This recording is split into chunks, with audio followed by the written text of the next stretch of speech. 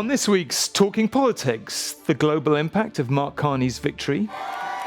It will be giving them pause for thought in Downing Street. Perhaps there is something to be said for standing up to Donald Trump. The astonishing claim as to why the tech bros refused to defy Donald Trump. This person said because they fear that if they don't suck up to him, Trump will put them in prison. And amid the Kneecap furore, how threatened are our MPs? I speak to security within Parliament and, these things are happening all the time. They are very scary. Welcome to the podcast. Robert is racing to join us today, so we'll be here in a minute. But as you can see, if you're watching, let me explain if you're listening. Anushka has joined us from the glamorous surroundings of Gatwick Airport, where she's got her laptop and her phone on her lap. Anushka, where have you been? And most importantly, you ran the marathon, the Manchester Marathon at the weekend. How was it? Really brutal. But it was actually quite a lot harder than I was expecting it to be. I'd run sort of 34 kilometres beforehand, and that was hard, but I'd done it at a pace I was happy with. But it was a very hot day. It was really fun because the crowds were incredible. And obviously I'm from Manchester, so I love running around Manchester, but brutal. Anyway, I did it. I finished. And we raised £5,000 for Bipolar UK. So thank you so much to everyone who donated. Can people, you mentioned before, it's obviously or you were running in memory of your brother, who very sadly is no longer with us. Can people still donate if they want? Is the page still open? Yeah, if people Google Just Giving Anushka Asthana, then they will be able to still give. And we are very, very grateful for any more donations. Well, if you are watching this, I think Anushka's camera in the course of this is going to be a magical mystery tour. But I'm not putting any cameramen out of business here, am I? I'm just looking at the picture and thinking, should I be moving slightly? My last spot, Tom, was right by the toilet, so be glad that we're not there anymore. I don't know. We're very grateful that we're very grateful that you've joined us. Well, what are you doing at Gatwick? We should explain that. Are you coming from somewhere, going from somewhere? I'm coming from Guernsey, where I was at the Guernsey Literature Festival, talking about my book, but also listening to some amazing speakers talking about other books. They've actually got elections in Guernsey in the next few weeks, but I wouldn't start to try and explain their electoral system. Okay, we'll leave that for another time. I know you're coming, not going, because you're due to film the scene that we wrote for you in my TV drama later today, which I'm very excited to have you in. Anyway, we'll talk about that at a later stage. Listen, let's just listen. There's been some big developments this week. There's also been some pretty notable dad dancing. Have a listen to this or a watch if you're watching this. Well, if you're listening rather than watching, you'll probably have guessed that is Mark Carney, elbows up in Canada. Anushka, look, because we kind of knew this was coming, we almost sort of discounted, I think, what a remarkable turnaround it was. I mean, I'm trying to think of any modern parallel from a party going from 20 points behind in the polls to a fairly, convincing, if not huge, win. I mean, it's just an incredible turnaround in a very short period of time. The Conservative leader actually lost his seat, having looked absolutely nailed on to be Prime Minister only a few short weeks ago. It's all down to Donald Trump. Pretty much everyone accepts that. I'm interested to know what you think the impact on us is or isn't. Well, I think in terms of the speed at which things changed, as well as showing you that the reality changed, which was Donald Trump totally changed the way people in Canada was feeling, it also just again shows you how volatile politics is and how quickly things can change. I think we've spoken before about the fact that our chief of staff in Downing Street, Morgan McSweeney, was obsessing in the last election about other elections where things like this happened. For example, I think the Australian Labour Party in 2019 in Australia had led all the way up to the polls and then was pipped at the end, although it wasn't as big a change in actual polling as this. So first of all, it teaches us that volatility is everywhere, and however big, I think we know this, Labour have won in the past in this country in 2024. It doesn't really mean that much for the future. But the other thing I think it means is, Donald Trump is changing not just the way that Americans view the world, it's changing the way people view the world, the world over, and particularly in Canada. There is this sense at the moment we have a age of insecurity where there are different factors that are making voters feel very insecure. And many would argue that was one of the reasons that Donald Trump won his second term. People in America were feeling particularly insecure because of prices, for example. Inflation had gone through the roof. Well, in Canada, they're feeling insecure because of America. I've got some polling that we're going to show on the Peston program that shows when you ask people whether you think America is a force for good on global affairs or not, the Canadian view is bottom of the list. Absolutely do not think that America is a good force on global affairs. On top of that, Americans genuinely believe Donald Trump is serious about trying to make Canada an outpost of the USA. So in that moment of insecurity for Canadians, I think Mark Carney came in with a very simple answer to their insecurity, which is I'm going to take on Donald Trump. I think the reality of governing and showing that you are actually going to be on the side of people and make their lives better is a lot harder. But it does show how dramatic a particularly clear and concise campaign message can be. You spent quite a lot of your life studying economics. Mark Carney's talked a very good game about standing up to Trump. When you look at the Canadian economy as well as its politics, how able do you think he's actually going to be able to do that in reality? Well, in a way, it's so difficult because it's very easy to say, and I think, again, we have this here in the UK, very easy to say you're going to stand up to Donald Trump. The reality is that, just the changes he's made on tariffs, the instability that he has caused has created huge kind of economic wobbles the world over. And few countries are more dependent on their relationship with America than the Canadians. So it's all very good for Mark Carney to be able to make that argument. I think it's a difficult one to actually put into practice, although I have heard Canadians saying that actually Mark Carney, who wouldn't have been an obvious leader in many ways, they see him as coming at the right time because they feel like right now they do need an economist to try and stabilize things and try and help them. I think all the economics and the politics is interlinked, isn't it? And the question is, can you stand up to Trump? And is there a way in which a Canadian leader can behave that makes Donald Trump less likely to be as aggressive towards Canada? And what I think the Canadian people have said is what they want is somebody who will also play the strong man and who will also, not hold back on these things. And perhaps that's the person who's going to best deal with Trump. I don't think that changes the underlying factor, which is they don't want to be in a trade war with the US because it would be devastating for their economy.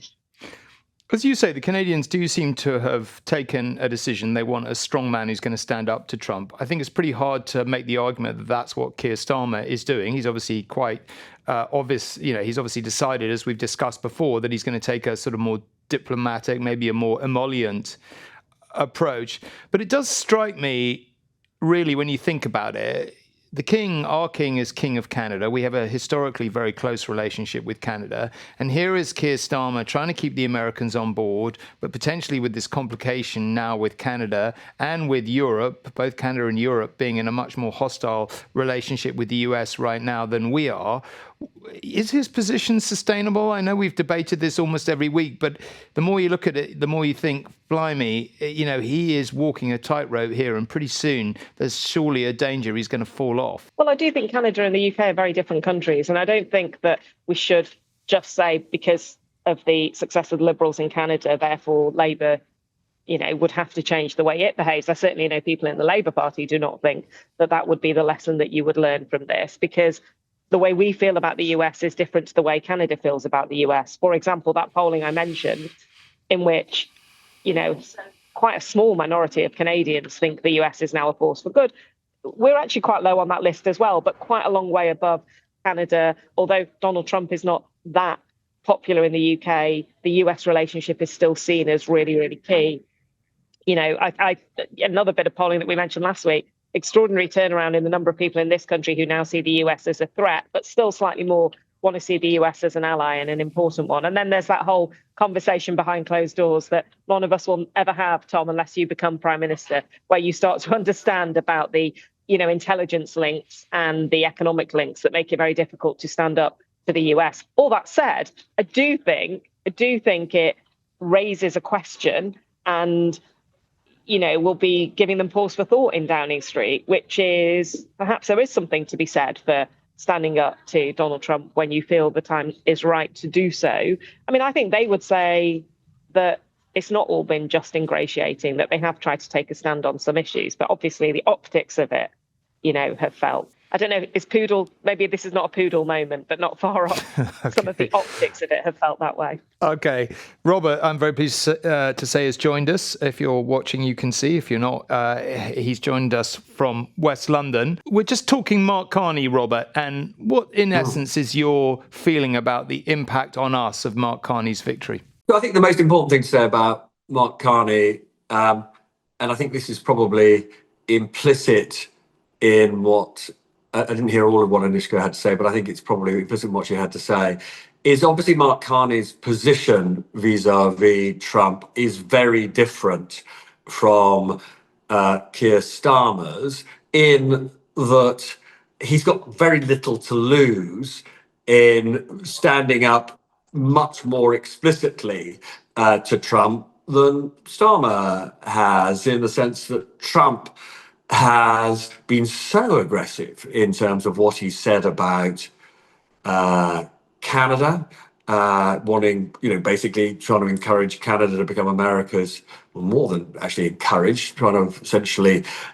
force Canada to become America's 51st state. The incredibly aggressive things he said about Carney's predecessor, Trudeau.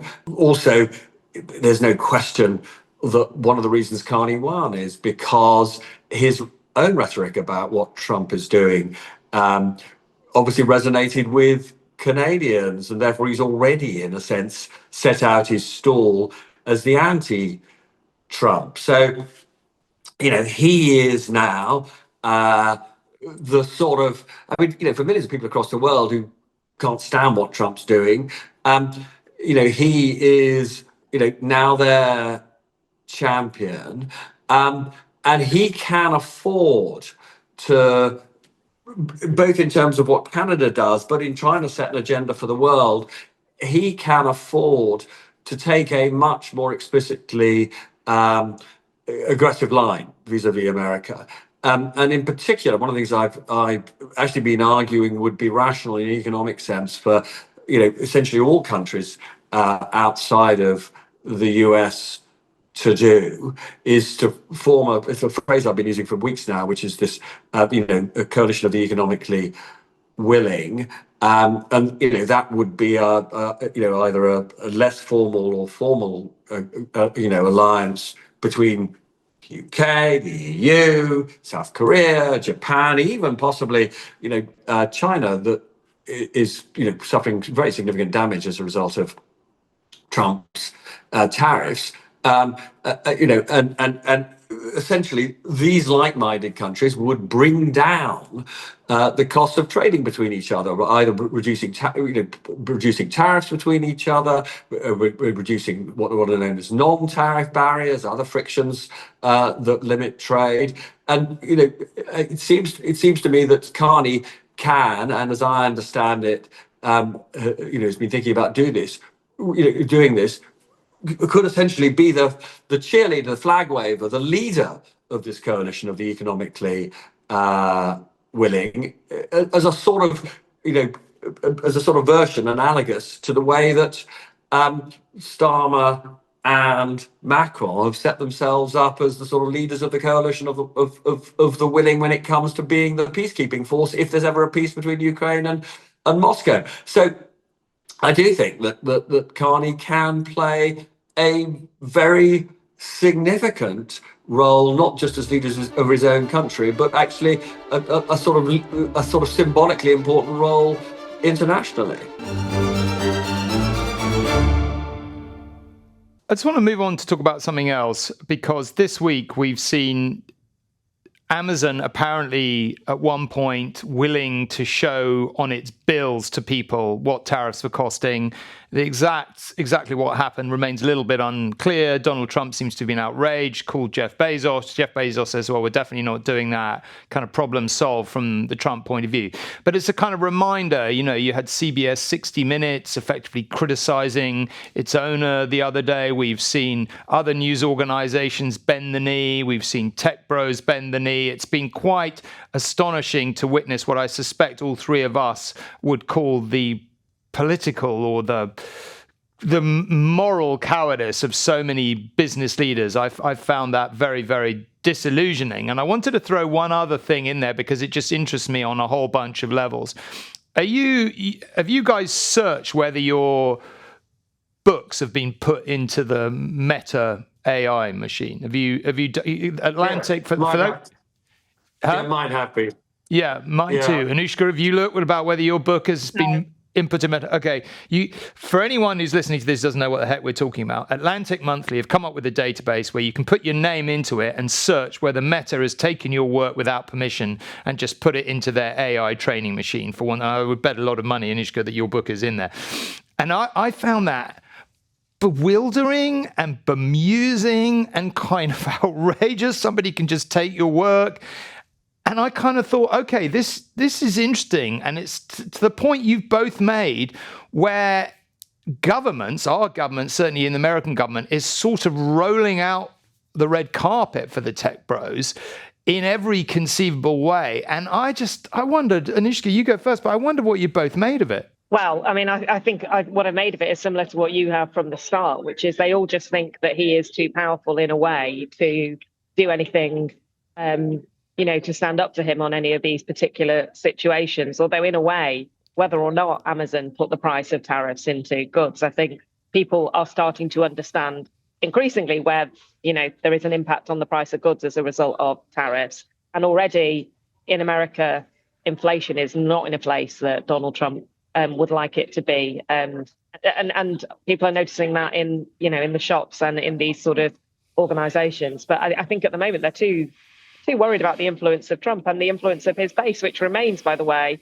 both very, very active on all social media sites and very, very, his base, I'm talking about here, not all the people who voted for Trump, very loyal to Trump. Robert.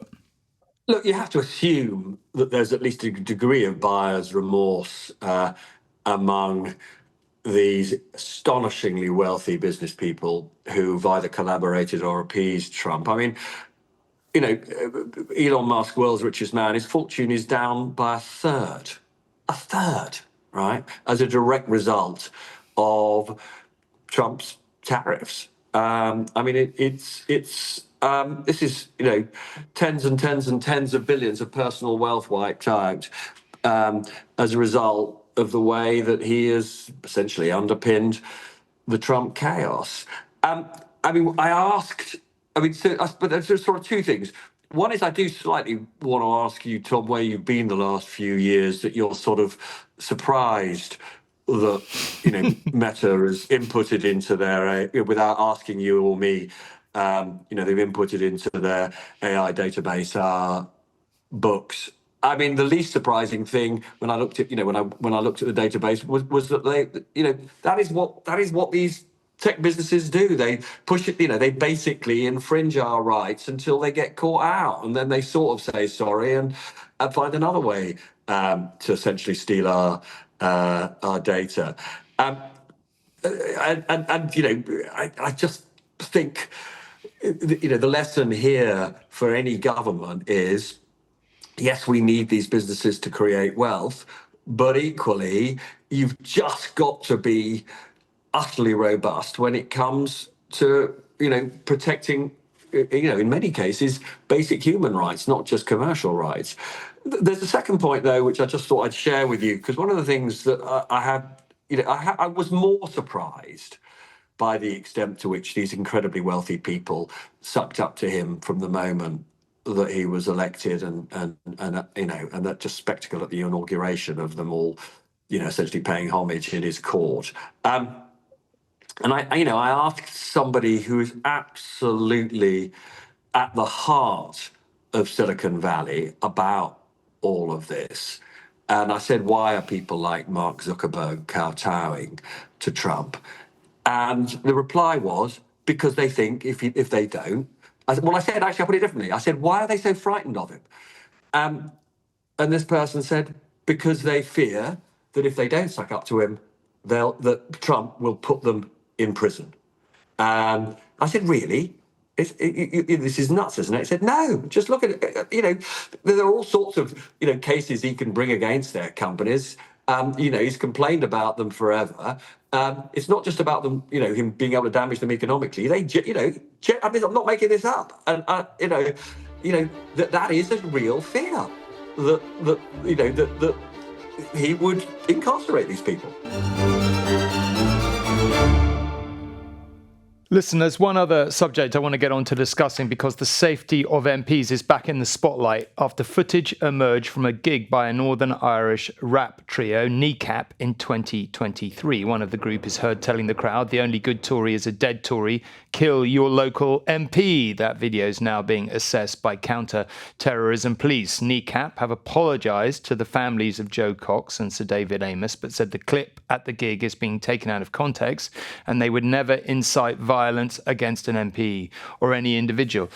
I think the point I wanted to discuss with both of you was, we've also seen Kneecap talking about Hamas and Hezbollah a bit. And I suppose the thing that it made me ponder for the umpteenth time is how, I've covered the Middle East my whole life and read about its history many times. And even now I find I'm sometimes surprised by something I didn't know and all the rest of it. We seem to have got into a world where, and I'm interested to know whether either of you think this has changed or whether it's a new thing, or maybe I'm just, exaggerating it a bit. But it feels like we live in a world where people jump to have very strong opinions about sometimes very complex things without often bothering to do much research. And I find that a very toxic aspect of the modern world. I wondered, Anushka, you go first. Do you think there's something in that? What do you make of this whole business with Kneecap? I think it probably is true that there are issues on which people take very strong views, increasingly so, without necessarily understanding the full depth of it, although also true that there are very, very strong opinions about what's happening in the Middle East on both sides of the debate, which make people feel really upset and angry. And they do understand exactly what's happening, and they feel upset and angry because of what's happening. The question then is, what does that mean, I think, for democracy, for the safety of MPs? And certainly, when October the 7th happened and then the Gaza invasion happened, and the kind of response to it has led to a position where we have seen really quite scary moments for MPs in this country. I remember watching, for example, Angela Rayner sitting in a car not long after that happened, being surrounded by what felt like a mob, I think, chanting, shouting, screaming at her. And that was quite a regular thing. And I don't think we should lose sight of just how much has changed in terms of safety of MPs. I'm also chair of the press gallery, which means I'm sort of chair of the group of journalists who works inside Parliament. So obviously, as part of that role, I speak to security within Parliament. And, these things are happening all the time. They are very scary. The volume has increased dramatically over the years. I've done a piece for ITV News where I went and spent time with some MPs. One in particular was Dawn Butler, where, it's kind of, we couldn't show everything that had to be done for security's sake. But we have a situation now where MPs can't say where their surgeries are going to be. They have to suddenly say it at the last minute. They have to have, people with metal wands to check you before you go in, you get searched. It's sort of like, what has happened that we have led to this situation? And at the same time, we've had, a change in attitudes where trust in MPs has just gone down and down and down and down. And less than 10% of people trust an MP to even tell the truth, when we all know that plenty of politicians are in there because they want to do a good job and they want to represent their communities. And I just do think it is a really sad state of affairs. And I actually remember saying to Dawn Butler, because I'm also a non-white woman, and, the abuse you get as a non-white woman is actually, the security figures will tell you this, is actually quite a lot higher than for some other groups. And the racist abuse Dawn was getting was just something I'd never seen before. And I just said to her, why'd you do it? And, why do you even, I don't even want to write about these sort of things on social media because I don't want to subject myself to it. And, thankfully people like Dawn say, I do it because I believe in it and I care about it. But even she admitted to me, she wouldn't advise a young woman now to go into politics. It's a really, really difficult and quite dark situation. That's a very sad thought, is it not, Robert? Yeah, it is. Look, it is a horrible, intolerant world. And, it's definitely got a lot worse over the last 20 years. And social media has been a big contributor to the erosion of both tolerance and rational debate. I mean, on Kneecap, just briefly, obviously, the things they've said are toxic and horrible. But I think I'm not sure Kneecap represents such a new phenomenon. I mean, I grew up in the punk era. Young people, particularly in the so-called, whether it's rock or rap, they say things to shock, right? It's a bit of a cliche. What these individuals have said is particularly horrible and shocking, and we'll find out whether it's criminal. But I don't think they are a modern phenomenon. I think they represent an extreme version of, a sort of pop culture that's been there for ages. What is newer is just in general the fact that people like us are fundamentally mistrusted by large numbers of people because we work in something called mainstream media. And despite the fact that people like us have spent our entire lives, devoted to trying to be impartial, trying to get to the important facts of something.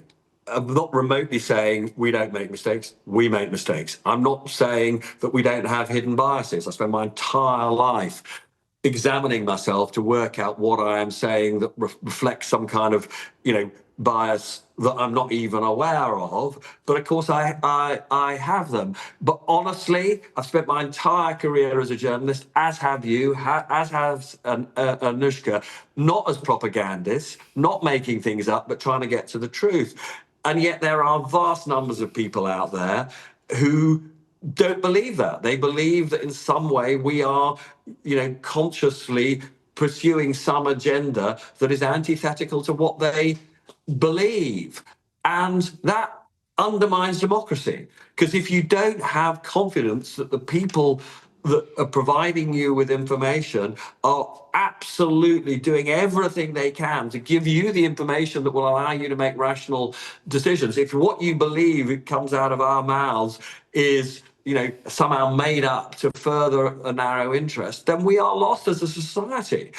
So, the stakes are incredibly high.